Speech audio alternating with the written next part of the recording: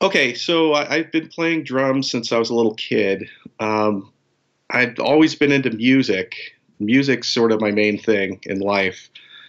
Uh, it's interesting because I'm the baby. I'm the youngest of my family, and I have older brothers that are quite a bit older than me, actually, who turned me on to all kinds of great music that was happening when I was a kid. And I was born in the late '60s. I was born in '68, but they're a lot older than me, and so they were already listening to all the stuff that was happening, and my parents too. So all the stuff that's now like classic rock and Motown and the Beatles and everything that was going on. So I got turned on to a lot of cool music early because it was around. Like, I mean, my favorite band when I was 5 years old was Chicago.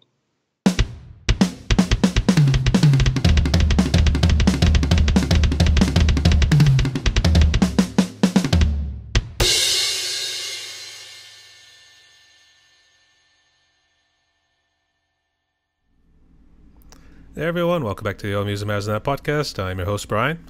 And joining me today from the West Coast, Erick Cohn. Is that how you pronounce the last name? It's actually Cohn. Cohn. Cohn, yeah. That's kind of a little freaky because, I don't know, I always think K-O-N-G whenever I think of Cohn too, to be honest, but, or the Star Trek Cohn, that sort of thing. Yeah, exactly. Or like Genghis Khan, right? Genghis Khan, yeah. But the spelling's different, so people often say Cohn, but be honest, I don't always correct people because it doesn't really matter that much to me, but I do pronounce it Khan, so it's all good. You know what? I thought at first it was going to have Crohn in it with the R, so I was going to think, oh crap, that's kind of a little bit of a shame too, since I talk about Crohn's disease and that sort of thing, so. But it's all good though. It's all good. So how you doing today, brother? I'm doing good. I'm doing really good. How's the weather out there? Do you guys get a lot of smoke? Because it's been smoky in certain parts of the week, to be honest, so I don't know how bad is it affecting out west. Well, there are times when we get a lot of smoke. I think it was last year. It was really bad in October. Really, really bad. Hazardous. But it comes and goes. It hasn't been that bad, knock on wood, so far this year. Maybe we're in for the worst later, but it's nice right now. And it's a nice sunny day, summery day. It's great. Yeah. Actually, where are you hailing from, actually? Are you in Washington, Oregon, Yes. or California? In the Seattle metro area. Oh, are you? Just north of Seattle, yeah. Oh, do you know Rich Raw Dog Drums by any chance? Because he's out of Tacoma. I do. I do. And, boy, that was actually, I think it's already been a year already since I last interviewed him. And looks like he's been doing fine. Looks like he's been kind of going over the place. Also playing in this cover group I guess he's a part of, too. Do you ever check out his videos every now and again? I have checked out some, and he just connected with me recently in the last couple of months through YouTube, through my channel, and reached out to me, and I watched some of his stuff. He's a pretty good drummer, and he's got a good cover band. I was thinking about trying to catch them locally if I could. I don't know if they ever play around where I am. I might have to take a road trip if he's down south. Unfortunately, there's so much traffic around here. Tacoma's quite a ways away from where I am most of the time. I guess how has Seattle been doing? Because I know at least on the news, I know they're really portrayed as doing very good right now. So how is it going? How's Seattle doing? Yeah. Pretty good. It's okay. It's like stuff's kind of crazy and busy, but I mean, I don't know how to say for everyone, but things are going good for me. I think Seattle's in a transitional place right now, for better for worse, and coming out of the tail end of coming out of the pandemic, it's been kind of insane, some of the things happening, but overall it's okay. I think it's not as bad as it's portrayed in the news. Yeah, leave it to the news to always hype up people's fears and everything too, so oh yeah. But we will talk about COVID as we keep going through this interview right here. But Erick, welcome to my podcast. The way it works is just going to get to know you a little bit more, both as the musician and as the individual too, and also get to know more about your story, about how you ended up on drums. So I got the questions all right here. Ready to roll? All right, let's do it. All right. I know you, when we were messaging back and forth, it looked like you said you had a long story about how you got on drums. So I guess we'll start with that one. I guess tell us a little bit about yourself. How did you become a drummer? Okay, so I've been playing drums since I was a little kid. I've always been into music. Music's sort of my main thing in life. Uh, it's interesting because I'm the baby. I'm the youngest of my family, and I have older brothers that are quite a bit older than me, actually, who turned me on to all kinds of great music that was happening when I was a kid.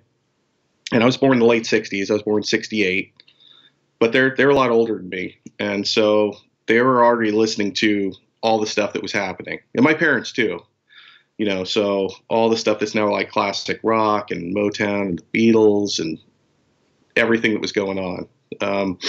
So I got turned on to a lot of cool music early because it was around. Like, I mean, my favorite band when I was 5 years old was Chicago.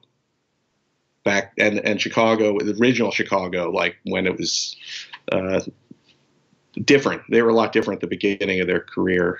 And anyway, I have memories of being a little kid sitting, listening to this little realistic 8-track split deck you could listen to make it stereo, just putting my head between them and listening to Motown 8-tracks and stuff. And like I said, Beatles, all kinds of stuff. Emerson, Lake and Palmer, Pink Floyd, Zeppelin, and so I got turned on to music really early, and I always gravitated towards the drums. For some reason, I had this thing for the drums. It's like, the drums are so cool, and I'd watch the drummers. If I saw a live band, I'd watch what they were doing. I could make it out, and eventually my mom bought me a snare drum, a real snare drum. And it wasn't like, super professional one, but it was a real one. And I had like a snare drum, a little cymbal, and a wood block.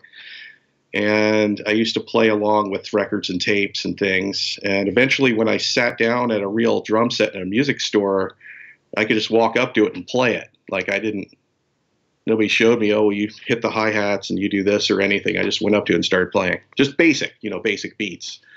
And to be honest, it's like I didn't pick the drums. And with all the hassles of moving equipment and practice spaces being difficult to find and all, unless you have your own house or something or rehearsal studio, I might not have picked the drums as an instrument. They picked me. But I'm glad that happened because, that's how I got started playing. And I've never stopped playing. I've always played since I was a kid. I would say the drums chose me, that sort of thing. So, yeah, very much. Actually, that's something we got put on a T-shirt right there, or something like that. So that seems pretty interesting. Actually, I was waiting for you to say the Rolling Stones too, because they were around in the late '60s as well. So, since like Painted Black was like real big in what, '66? Yeah, that sounds about right. So I don't know the exact year. Somewhere around there, definitely. The Rolling Stones were an influence too. Yeah, I should have mentioned them. They're in there as well.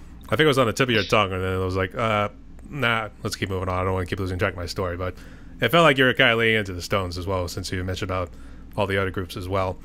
And I was actually getting a kick since you said you were born in '68, and then '69 was like, well, they say it was the craziest year in American history too, since that was when we put a man on the moon. You had a lot of crazy stuff too, because I guess that was the whole thing with Charles Manson and his little crazy gang of nutcases or something, and then right music.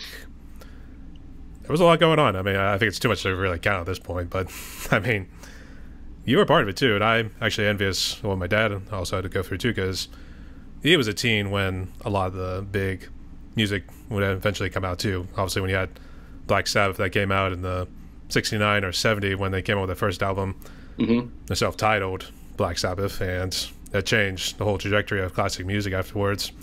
Afterwards, everyone wanted to tone it down, or they wanted to turn it up real loud, talk about this and that. Eventually, they wanted to speed it up a little bit. So that's when you got into the late '70s when they started speeding up and everything too. And the West Coast played a lot of it, but unfortunately, it was mostly out of California, mainly with like Van Halen, because that's the first one that comes to mind. But you guys are more known for the grunge scene, so I guess what'd you think of grunge when that started coming around? Because that was late '80s, early '90s. Yeah, I think so. But I have to point out something. So I had sort of a weird upbringing in that I moved around a lot. I'm not from here originally. I'm not from Seattle originally. I moved to Seattle 30 years ago, though, so now I can say I'm a local kind of. After 30 years, I get to say that, right? But I'm not from here. I was born in Washington, D.C., and we lived there until '76, and then my family decided to move to California, so we drove to California. I ended up in the Bay Area, and I'll shorten this because it's a long story, but I ended up living out there for quite a while, and then the '80s, my parents wanted to move back east, and so we moved to Charleston, South Carolina. Don't ask me why. I still know some people there, but that was an interesting experience. I'll just put it that way, living there. And then when I became a teenager, I graduated high school there. I moved back out to California on the West Coast and played in some bands and traveled up and down the West Coast and did stuff. I eventually ended up in Hawaii. I was there for about 5 years in Honolulu. And then I played in a punk rock band there called Big Electric Cat with someone named Gail Jean. And we ended up moving to Seattle in '93. And that's how I ended up in Seattle. So that was right in the grunge scene was really happening at that time, for sure. But I think it really started. It wasn't, really big and happening like that until, it started probably around '88 or so, I think. And it wasn't really happening, I guess, until, late '80s, '90. It was really full swing by that time. I see. I guess, so what did you think, I guess, when you first started? Did you actually start listening to that music, or did you kind of stick with the Chicago and all those other sorts of groups? I like everything, so I listened to everything. The person I was in the band with actually was a punk rocker from New Jersey, New York area, and was older than me by like 7 years. And so actually came of age during like the punk scene that was happening in New York in the late '70s. And and that's how I got into playing in a punk band with her.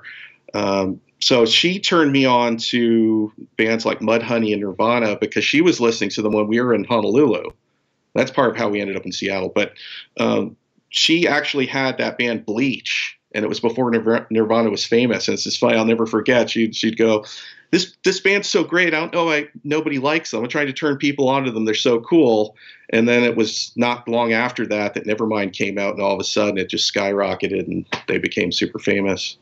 But I like some of that stuff. I have to admit, Soundgarden is one of my favorite grunge bands. Soundgarden is like the deal, and Nirvana is great too, of course. But I like that stuff as well. I like all music.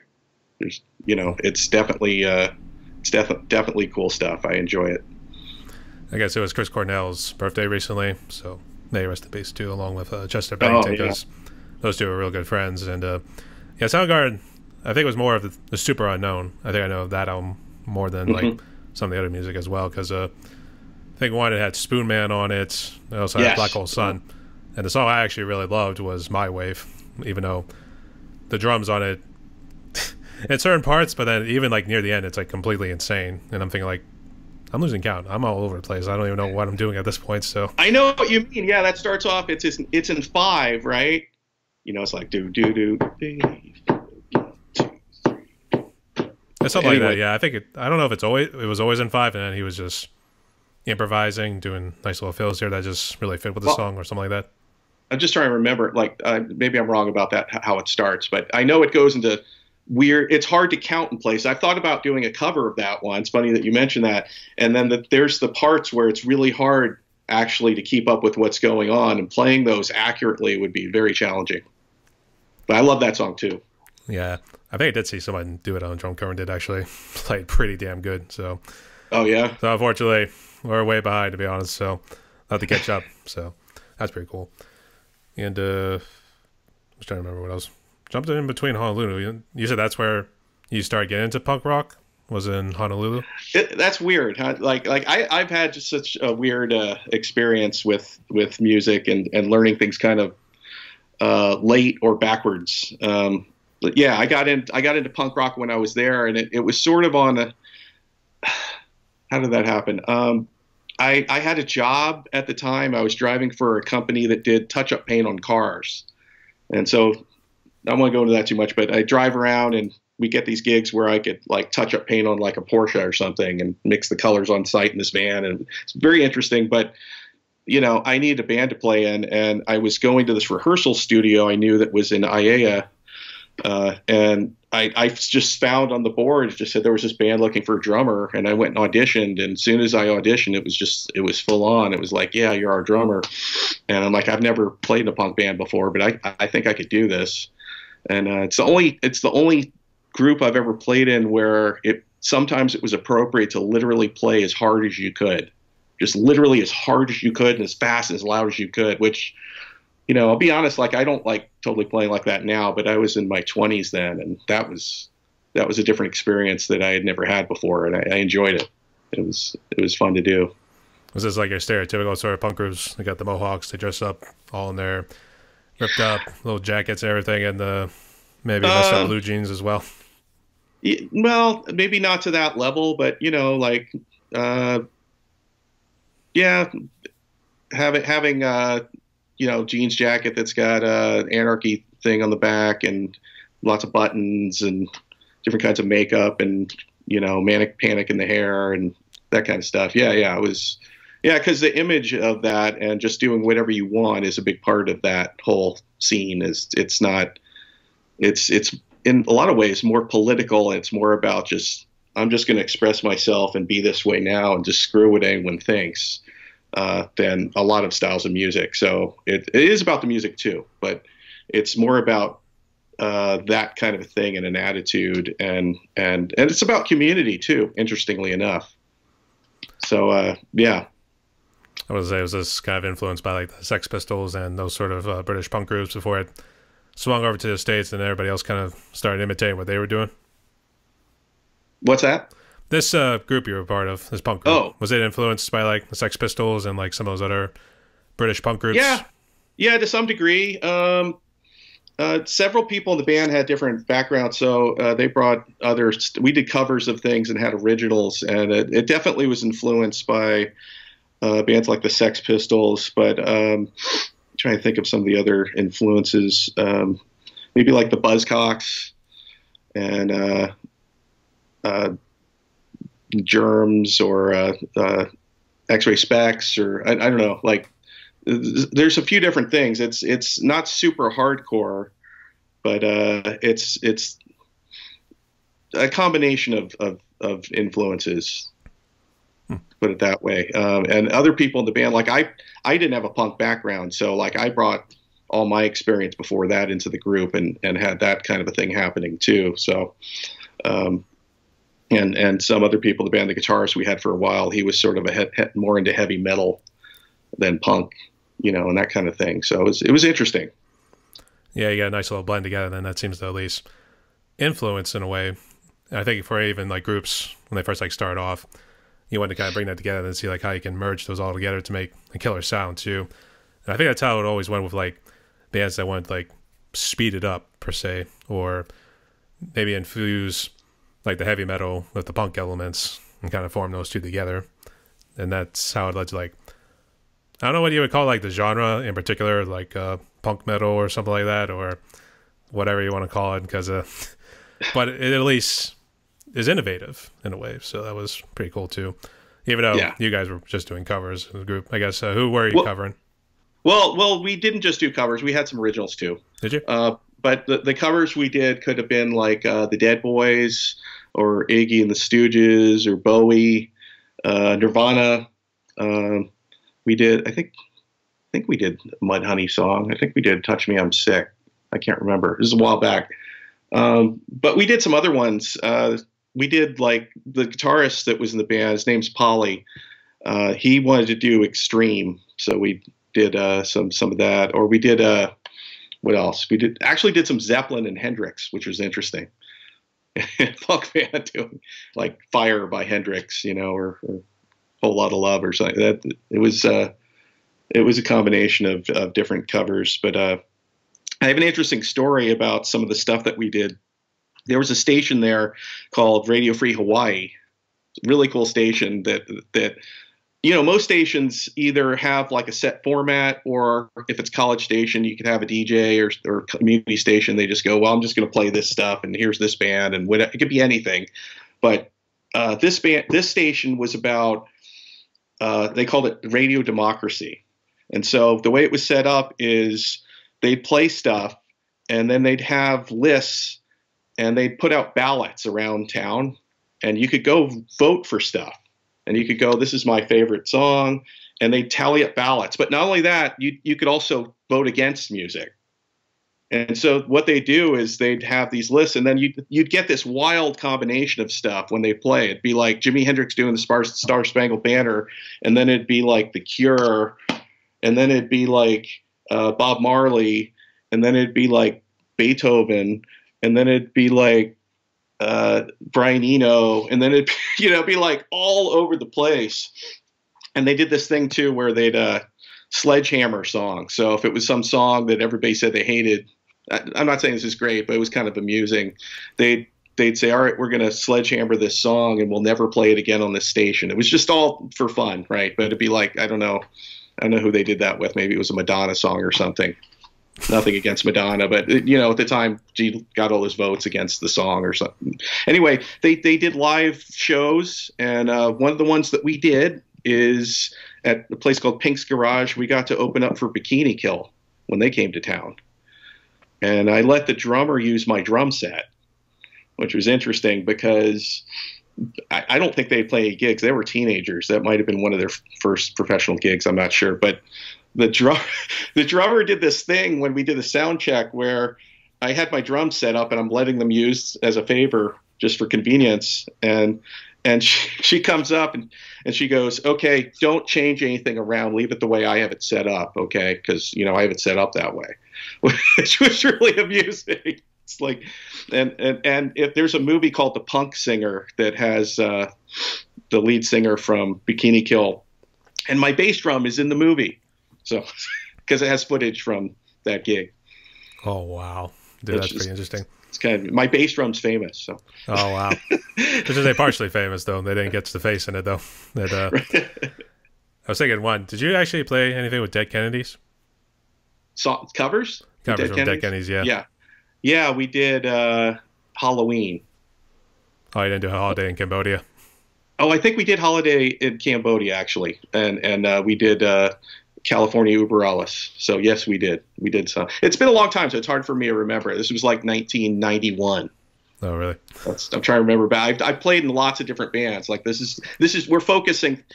This is just a conversation so that we're focusing on wherever we're talking about. But that's not the main thing I've done. That's just like one facet of my musical experience is playing in this punk band and doing this stuff. So it's hard to remember all of it. Actually, the most funniest one I thought from Dead Kennedys was Nazi punks, fuck off, that sort of thing. So I probably recommend it. Actually, Napalm Death had done a cover of that one, and I've goofed around with that song just as like a nice little workout, even though it's a little bit more metal-y, and it's got a little bit more blast beating involved with it too. So sure, yeah. If you want to knock yourself out, otherwise you can do the original. I think it would be maybe a little bit more easy, maybe a bit fast. I have to listen to the original again. It's been a while since I listened to Dead Kennedy's original version of that song. So, and then I was actually getting worried at first when you were talking about this drummer from Bikini Kill. I thought it was going to be like one of those Keith Moon instances where she either trashes your drum set or she blows up your bass drum with a stick of dynamite or something like that. No, that didn't happen. So, that would have been really amusing, but no, I didn't have anything that exciting happen. I think the worst thing that happened is one of the legs on the floor tom got loose and it kind of fell over and scratched part of the finish or something. It's nothing major, nothing exciting. I was gonna say, okay, that's good. So, all right. And I guess your drum set, is this one you've been rolling with for a good while, or is this one you bought recently? Oh, the kit I have now? Yes. For this video? Oh, yeah, the kit that I had for that band I sold a long time ago. I bought this drum set. It's a Sonar S-Class Maple. I bought it back in 2000. So I've had it for a while. And I've actually got a couple of kits. I've also got what I call a bop kit because it's good for bebop, a little kit that I bought from Jerry Garcia, who's a local drummer. He's just the same name as Grateful Dead. But Jerry Garcia is this really good drummer here who has his own custom line of drums called Garcia drums, which you might see around because a lot of people use them. He sold a snare drum to Billy Cobham recently. So he makes stuff for cool. Anyway, I've got one of those kits too.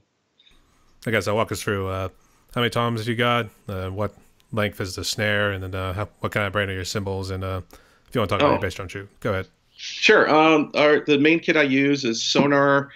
It's just a basic setup. It's they call it like a fusion style, so it's like 10, 12 mounted, 14 floor tom. The bass drum's 22. The reset's maple, and the snare drum actually that I use most of the time. I have two snares, but most of the time I use a 66 Ludwig Supraphonic 5.5 inch. Is it 5 by 14? The thinner one. Okay. Is there a particular set you like to use for your drum covers, or do you just like pick whichever one you want to use for the studio, and then it's like, okay, let's roll with it and see what happens? Well, so far I've been using this setup that I just described mostly. And the cymbals I use are Peisty. I have some other brands, but mostly, and they're all good. It's not like, oh, Peisty are the greatest cymbals in the world. I just love them. I love the way they feel, the way they sound. They're my cymbals. I've used Zildjian. I've used Sabian. They're all good. They're all fantastic. It's just what you want. But most of the cymbals I use are like Peisty 2002s. The hi-hats I bought like in 1987, back when I lived in South Carolina. I bought them in Atlanta Pro Percussion. I'm still using them. They still work fine. I've got like a signature Pasty Splash 12-inch and was it a Giant Beat, newer Giant Beat, not a vintage. I think it's 18-inch like medium, so you could use it for riding or crash. And what else? I got a 6/8-10 set of Rototoms that I haven't set up yet, but I'm going to use those for some drum covers. And a gong that I bought in Hong Kong when I was there back 2005. What else? LP cowbell.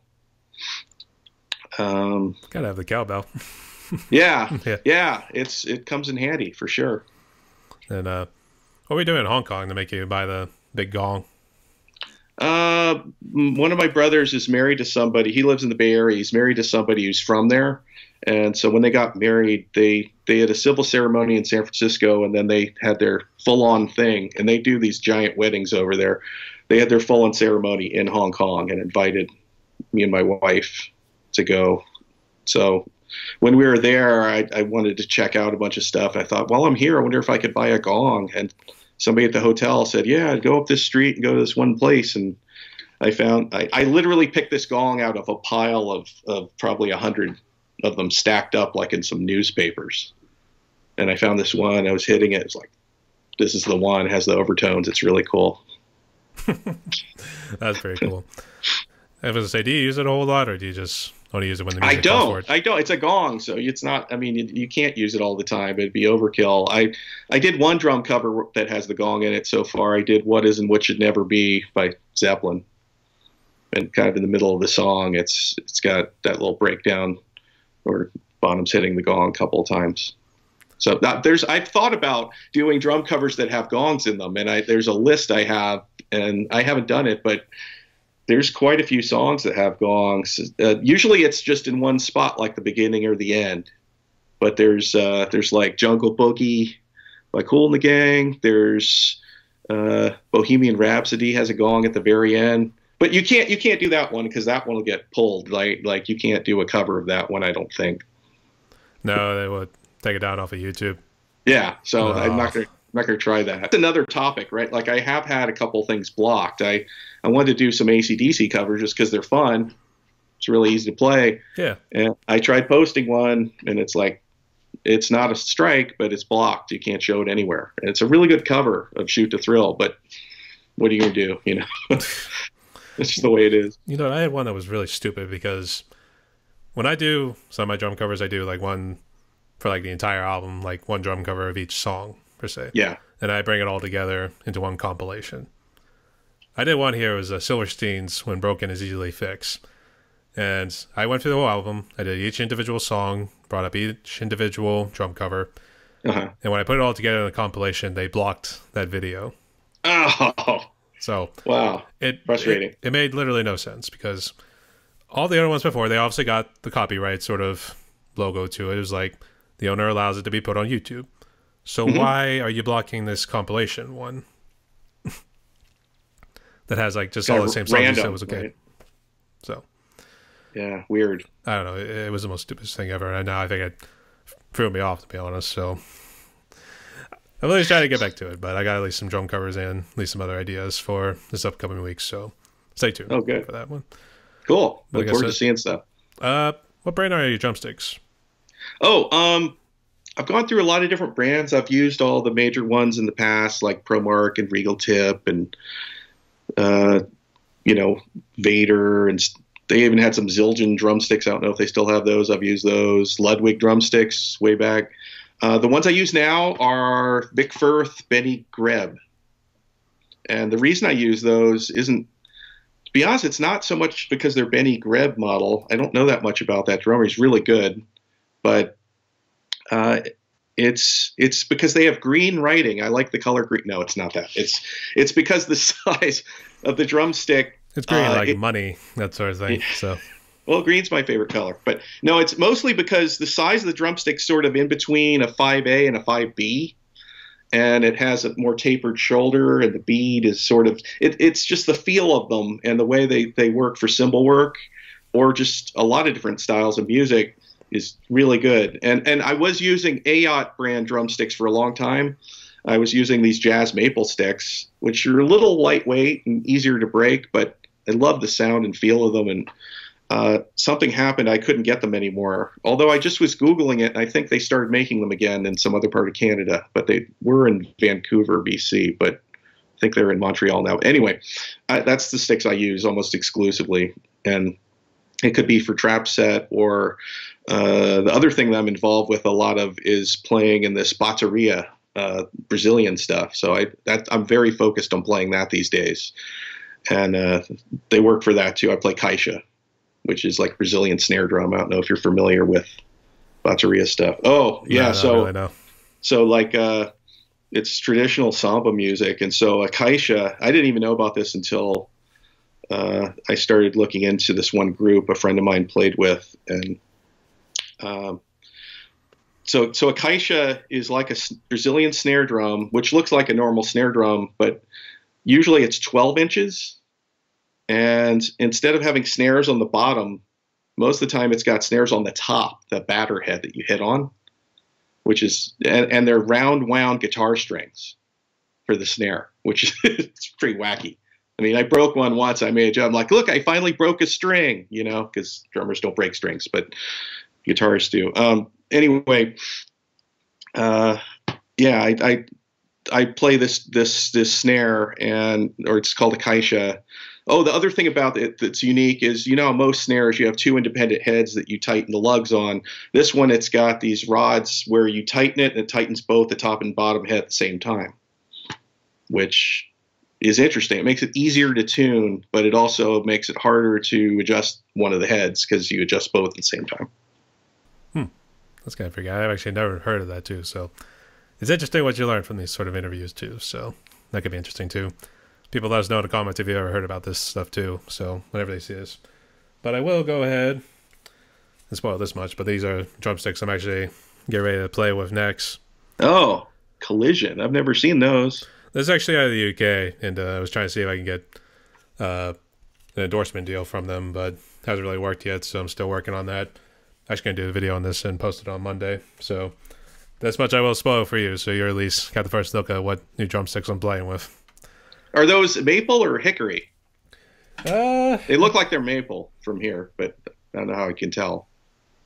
I'm not too sure either, because I would normally say maple, because I don't know if... They probably are. I don't know how many hickory trees grow in the UK, so our UK friends, tell us how many hickory trees grow in the UK. Do you have any hickory trees? We'll just say maple for now, but I don't know off the top of my head, to be honest. For the drum sets, have you ever played on electric drum sets before? Was that one of the ones you had mentioned earlier? Oh, I have. I actually bought a Roland TD5 back in the day, back in the 90s. Which is one of the earlier full-on kits. I mean, I guess you could say some of the earlier ones were like Simmons and stuff, but like, anyway, I did buy one of those kits because in the mid-90s I was living in an apartment, and close to downtown Seattle, and I couldn't set up my kit. I didn't have a place to practice regularly, so I bought the electronic kit because obviously you can just play in a space and not be too loud, and also it's easier to just play with headphones and plug into stuff and mix things or record. You just have stereo line in. That's pretty convenient. So I have experience with them. I haven't been playing them recently. I mostly just play acoustic kits, although I know they've come a long way because I've played them in music stores and I'm kind of blown away by how they sounded. It's like, man, these are nice, but they're also a lot more expensive because I bought this kit and it was like $1,900, which was a lot of money back then. But now that's not that much money. I mean, you could easily spend, what, $4 or $5 grand on an electronic kit probably. Give or take whichever one. I think mine in particular, because I had a previous set before it, I would say it was more like your beginner set. It was more like those little small black pads. The cymbals weren't really like full round. They were just like halves. And then the bass drum wasn't like hitting anything. You were just pressing it down and it just simulated a bass drum sound wherever you had it set up to. And like bent pedal. It was going like this kind of, sideways or back. It wasn't like a full on pedal. I want to say early kits. Yeah. I want to say yes, but at the same time, I think it was still like something you press down with your foot, and then same thing with the hi-hat, but the hi-hat wasn't moving. It was just like, and then you just hope whenever you want to do like a splash, it would catch on to it once you press it down and everything too. I don't know if I was really good at trying to do like the Neil Peart sort of splashes on it, so not too sure. But regardless, I managed to get the current kit I have now and been rolling with for the last few years has been I think it was about $2,500. Give or take here or there, but maybe my dad, we split it because I think it was either a Christmas present or it was a birthday present. It was one of those two. Oh, nice! So wow, so one of those two. But yeah, you're all right with the electric sets. They come in handy in terms of noise control, also being able to like change the sound whenever you wanted to. Because you had mentioned something about trap. Are you talking about like the trap beats like we use today, or what were you referring to? The trap? Yeah. Oh. I might get confused because I thought I heard the word trap, so I wasn't too sure if you were referring to like the electronic music that's called trap music. I think I just was referring to trap kit. I just was calling it drum set a trap kit. This is old school. It's calling it traps, right? Oh, really? Actually, I did not hear about that. So really? Oh, wow. Yeah. And I think that has to do with going way back because I mean, obviously, a drum set is not that kind of configuration. Isn't the oldest way to play a set of drums. It used to be people play individually always, like a snare drum or bass drum or cymbals or whatever. And when they had the need to have somebody to play more than one of those things together, they had to put together a set. And I guess putting things together, maybe I'm getting this wrong, but I seem to recall it had to do with, it looked like it was a set of traps, like a bear trap or something that you pulled out these pieces of hardware and different things and set stands down and put things together so you had a foot pedal and all. So I think that's where it was called a trap set. Some people still call it that. Maybe I'm showing my age and it's not a thing anymore. But trap set, that's old school way of calling a drum set. Oh, wow. Nope. So, I would have never guessed it, to be honest. I just heard it's a drum set and it's like, if it does what I want it to do, that's what I need. So I don't care what they call it. That's all I'm asking for. So. But interesting. That is interesting. So thank you so much for sharing for that. Sure. Guess let's see. You talked about Styx. Outside of this punk group you mentioned in Honolulu, I guess were you part of any other groups afterwards? Yeah, I've been part of a lot of different groups, and some of them have been cover bands, and some are original groups, and they're kind of all over the map. So now I mentioned my background is basically it's like rock music, pop music, stuff like Motown, funk, whatever, R&B. But when I was a teenager, I got into some other stuff and I learned more about, so I'm self-taught originally. When I was a kid, I mentioned that, right? I could just kind of play by watching and listening. And you learn a lot that way, and playing with records and tapes and things. That's how I learned. And that's part of how I got the YouTube channel. But at some point, I wanted to learn how to read music and what's a quarter note, what does 4/4 mean? Learn music theory. So I got a book and I learned some stuff, and I took some college courses on percussion. And eventually, when I was in my early 20s, mid 20s, and I moved to Seattle, I started going to the school called Cornish College of the Arts. I don't know if you've heard of Cornish College of the Arts. It's Nope. It's similar to like Cal Arts or Juilliard or Berklee School of Music. Some people might say it's not on the level of those, but it's kind of like Juilliard of the West Coast almost. It's really cool. And I got in the jazz program, so I studied jazz. And so some of the groups I ended up playing with after that, this is departure. Like when I was going there, I was in Cary Hall practicing in the hallway on a practice pad, and somebody I know named Toby Hansen came up to me and he said, "Hey, have you ever played polka music before?" I'm like, "Polka music? What's that?" And he goes, "Well, here's a cassette tape, and we have a gig on this date. Learn these songs, and we'll have some rehearsals, and we've got a gig." Because I need a drummer, because he knew me from playing. He heard me practicing and all, even though he was not in the jazz program, but he was a composition major. So fast forward later, I started playing in this band. He called it the Smiling Scandinavians, and I've been playing with that band professionally. Actually, we play professional gigs since back then. We're still together. So that's one. That's playing polka music and ethnic European dance music and waltzes and show tunes, old time music out of Seattle.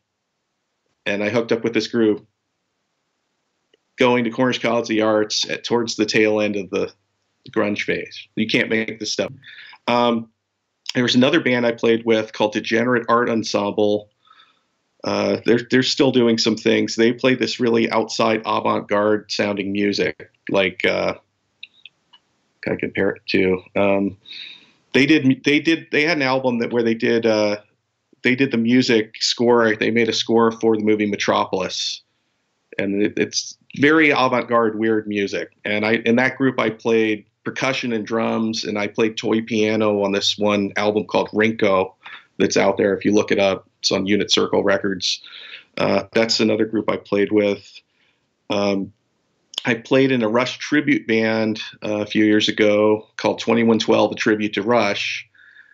And it was Rush covers, as you could guess. And that was very challenging.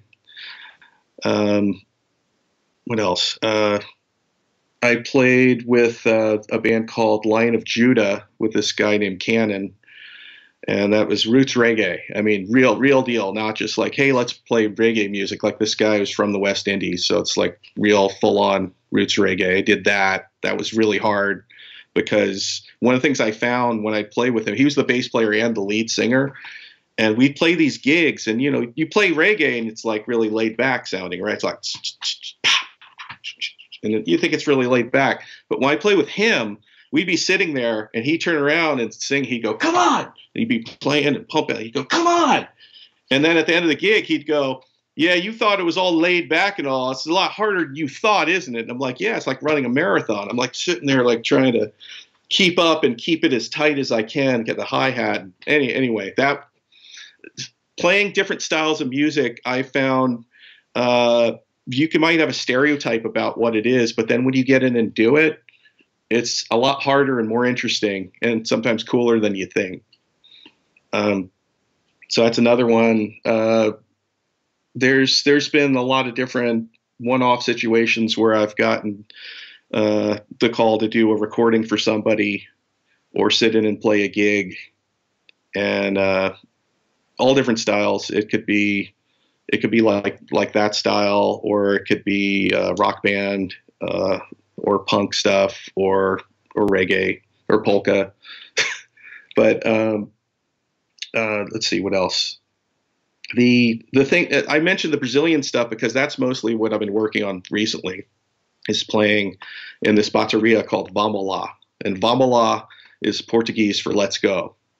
And that group is a full-on bateria with bateria instruments, and there's dancers, and it's traditional Brazilian music, and it's real. It's not like cultural appropriation. It's like there are people in the group from Brazil, and I've been studying for the last several years with a Brazilian master in Rio named Eduardo Fuentes, among other people too. I don't want to go on and on and on, but I have like this kind of vast background with studying with a lot of people, playing gigs, and doing a lot of styles. So that's the main thing I focused on recently, aside from doing the YouTube channel with the drum covers. Put it that way. No, man, that's an extensive background too. So it's almost like music would seem like it was almost like a second job to you, because you mentioned that you were just doing this paint job originally. Then, have you always done like multiple jobs, or have you kind of stuck with? No. So like, I actually, I so many things in my life have happened through music because it's central to my life. Like I wouldn't be here if it wasn't for music. I'll tell you right now, I wouldn't here. But I've been really fortunate that all these great things have happened. One of them was I met my wife back in the late '90s at an open mic, and it was weird because the odds of her going, since she's in early childhood education, she's a teacher, she doesn't go out and drink and go to bars a lot. Just coincidentally, I ran into her at that situation. And anyway, we ended up getting married and having a family. And at that time, in the late '90s, I was just playing gigs, playing music, and having a job, like a delivery job or something, just to get by with having an apartment. But when we got together, got married, she said something like, "Oh, did you ever think this is fine and all, but do you ever think about doing something different?" And it ended up with me going back to school, getting a technical degree in electronics. I got a job with Kodak for about 9.5 years as a field engineer, field tech. And then I got a job with Boeing, and I've been with them more than 10 years. And that's my day job. I work at Boeing. I work in metrology calibration. So that's what I do. But music is kind of like a job because it's such a focus for me that I also play professional gigs. Like I said, they're professional. I go and get paid to play from time to time, and it's just not how I support myself exclusively. My day job is Boeing. Yeah, I'm sort of the same way in the sense that I went to go get my college education afterwards, got my master's and everything too, but it seemed like having multiple jobs, like working in a restaurant, came quite by accident for me because it was actually a friend of the family just asked for help one day, and then it kind of stuck around afterwards because it helped pay the bills and then pay rent and then everything else. So that much, it was all good too. And then the podcasting, which I'm hoping to eventually turn to a full-time career at some point, but basically having a whole lot on your mind though. So unfortunately it gets a little daunting and stressful at times. So yeah, it's still working too. I don't know if you're kind of the same way with all that you're doing as well. Life's crazy. There's always so much going on and so much to juggle. It'd be nice if I could kind of just focus on doing music. Like when people say, I've heard people say at different jobs I had, and we'll talk about, oh, so-and-so won the lottery. And they'd say something like, oh, I don't know what I do. I probably still work my job. And it's like, ooh, are you insane? Like, I totally focus on what I want to do. Right. But I can't do it because I'm not going to make enough money or be able to live comfortably. And so, yeah, it's insane, like how busy everything is because there's always something to work on. There's always something I have to figure out and focus on, in addition to all the musical stuff I'm trying to do, just life in general and having different gigs. And yeah, it's crazy. I do have to ask, and this is actually a separate fun question I just thought of right now. If you had won that lottery for the Powerball that was 1.2 billion, let's assume after taxes is like 800 million or something like that, because obviously that's what it's all going to boil down to. But yeah, if you had that money, what would you do? Well, the obvious thing to do would be to invest money. I mean, besides putting it into some of it in a situation where you could live off the interest or whatever, but I'd pay off debts and help out friends and family with it and donate a lot of money to really important causes. That's what I do first. And the other obvious part is I live off the interest and make some investments to try to channel that into making more money so that I can continue to do the other things I said I do. Actually, sound like you'd be like those sharks in a Shark Tank. Have you ever? Let's see, it was a MSNBC, basically, where entrepreneurs come on and then they ask these billionaires for like investment in their company for like equity. So, Yeah. So it ranges anywhere from like 50K to some people have even gone ridiculous amounts to up like $1 million, for instance. That's like the evaluation of their company. That kind of sounds like what you would do, to be honest. So I'm not too sure, but would you That actually? I was gonna say that I would be that I'd be one of the entrepreneurs, or that I'd try to. you'd be like one of the sharks where you're given like money, and then you ask for equity of like a certain company, or just be like, here's some money, knock yourself out, that sort of thing. Well, I never thought about that. I've seen that show. I've never thought about that, but yeah, that would be. It'd be tempting to do something like that, I guess, but yeah, I don't know. I never thought about it really. My dad actually joked about getting a private jet. Would you actually do that, or get a yacht instead? A private jet? No, I don't know if I do that or not. Although it'd be kind of interesting to learn how to fly and then be able to fly places. So yeah, why not? Maybe I would do that. You do the I John think I would do Travolta way. that. Yeah, that'd be fun. Or Bruce Dickinson from Iron Maiden, right? He does that too? Well, he's a pilot. He does fly. Oh, okay. But he doesn't have like the airplane right in the front yard. It has like Yeah, I don't know. I don't think he does that. He's not on that level. But it's interesting that a few years ago he came. I didn't even know about this, but so when I work at Boeing, I work at different sites. I don't always work at the Everett plant, which is the biggest building in the world, that plant.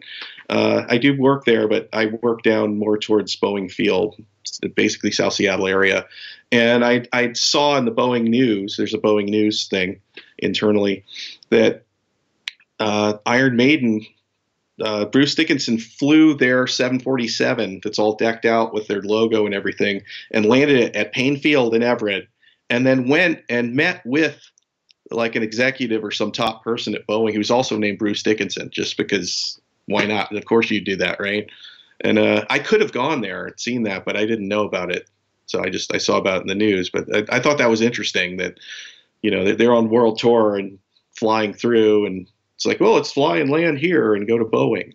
It's weird coincidence. And I think afterwards you're kind of kicking yourself, being like, damn, I could have met Bruce Dickinson. Or been there and taken a picture or something. That would have been kind of fun. Be selfie, that sort of thing. Right. I don't know. Actually, what year was that? Do you remember? I think it was, I want to say 2017. Oh, so it was recent. Yeah, you could have done the selfie. Oh, okay. Yeah. Oh, I totally could have if I had known. All right. That's cool. You did mention earlier about your YouTube channel. Yeah, it looks like it's relatively new. I guess, once you started, I guess, what do you hope to achieve with your YouTube channel?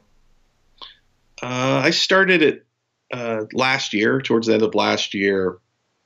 And the reason I started it was because going back to maybe, I don't know, mid 2000, I had like a HD video camera, which, back then having something handheld like that was kind of a big deal. People didn't just have that on their phone. That was a newer thing. I had made, just for fun, some drum cover or just video of me playing the drums, improvising or something. And I shared it with a friend of mine that was on the East Coast that I was keeping in touch with.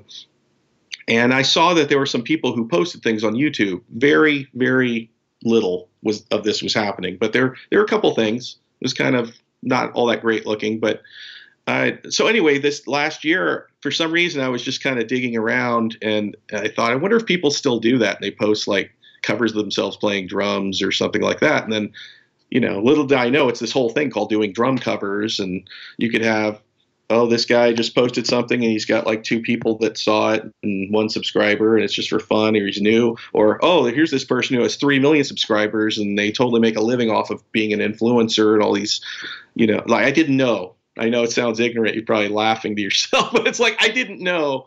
And so when I saw that, I dug around, I dug through videos and I saw the different levels. It's like, okay, I wouldn't want to do that necessarily, so I could only, like focus on making drum covers. It might be fun, but it's drum covers, so you can't really monetize that in the same way. Like if it was just your stuff, I'll be honest, I don't totally know how people do it at that big level. I guess they get endorsements and things, or there's some other stuff going on. They have other videos interspersed that they can monetize. I guess that's how it works. But I saw that there were people that also I don't know, they get moderate amount of subscribers and views, and they'd have like 150 videos, and they could play, but they weren't necessarily the greatest drummers. They weren't the worst drummers. They had chops, so you could see it. But then I watched when they did the covers, they would sometimes either do it completely different, or they wouldn't get the hits right on something that was kind of crucial. Like, you don't have to do them perfect, right? Nobody has to do it perfect. But sometimes it's like, oh, there's a cymbal hit there, or the hi-hat's open, or if he's going to the right cymbal. It's kind of how it goes. And there's different schools of thought on whether it's like, who cares? You can do whatever you want. It's all good. But I learn stuff kind of like the way the song goes most of the time, as much as I can. And so I thought, well, I could do that. I could, first of all, I grew up, I learned to play from playing the records and tapes and recordings. So I know how to do that. And I could do what some of these people are doing, at least on that level. And then I could have a viable channel that I'd have a few subscribers and views. And so that's how I started it. And I thought, this is another way for me to express myself, who I am, right? It's a big part of me. I could do stuff that I wouldn't be able to do otherwise, because either nobody would do it or nobody could do it, right? Some of the things I want to play, nobody could have a band where somebody could sing like that or play like that. Some of the stuff is like that, right? You know, it's just kind of so over the top, and the talent level of those people in that recording.